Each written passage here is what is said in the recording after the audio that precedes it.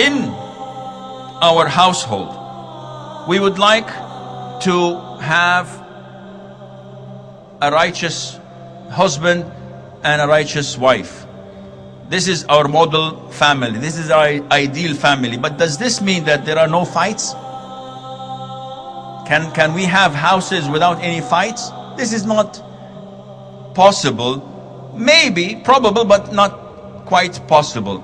Even in the best of houses, you would find some sort of skirmishes. Not fights, but here and there. The Prophet ﷺ with Aisha used to be upset with him sometimes. Imagine Aisha being upset of the Prophet of Allah. This is normal. This is a man and his wife. It has nothing to do with the messenger and the servants of Allah. It has to do with the man and his wife. And the Prophet said this, "Oh Aisha, I know when you are pleased with me, and I know when you are angry." He said this out of the blue.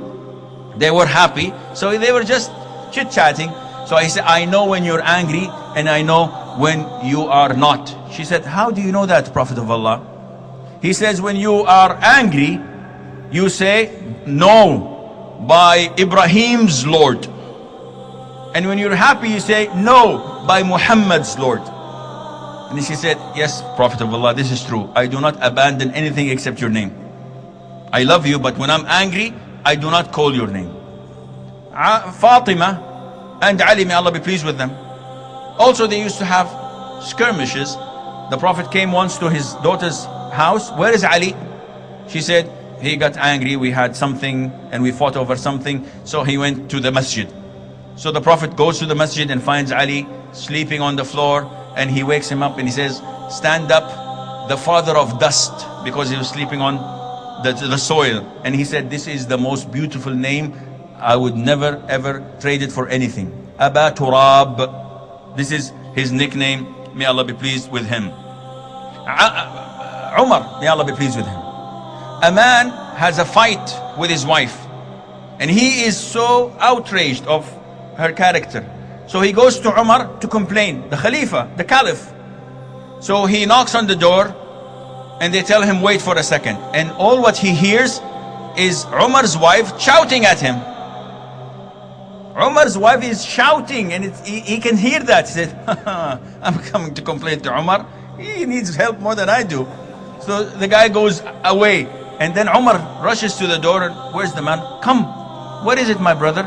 He said, "Well, nothing. I had a problem, but I think you need the help more than I do." He said, "My brother, this is my wife. She cooks my food. She bakes my bread. She washes my clothes. She suckles and breastfeeds my children. And she does not have to do all of that. And not only that, my heart is calm, and I don't have to look for haram when she's with me. Don't you think I should tolerate her as she is tolerating me?" Wallahi, if we look at our spouses with this way, we would live a beautiful life. Because then whenever shaitan comes to us and says, "Do this or do that," I say, "No, she tolerates me. My wife tolerates me. I have a lot of shortcomings. So if she cooks the food that is bad and half burnt and no salt in it, I will eat it. I will eat 3 or 4 bites of it and say, 'May Allah bless you, the food was excellent.' And I'm lying.